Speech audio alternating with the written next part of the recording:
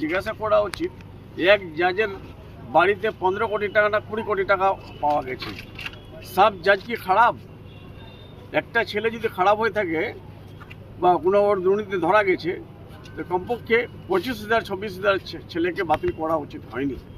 আমরা শ্রদ্ধা করছি, আমরা শ্রদ্ধা রেখেছি সুপ্রিম কোর্ট হাইকোর্টের পর, আর এটা অন হিউম্যানিটেরিয়ান গ্রাউন্ড এটা করা টোটালি উচিত হয়নি। এইটা চেয়েছে কে? Suvendu Adhikari, leader opposition LOP, এটা চেয়েছে সিপিএম, এটা চেয়েছে কংগ্রেস।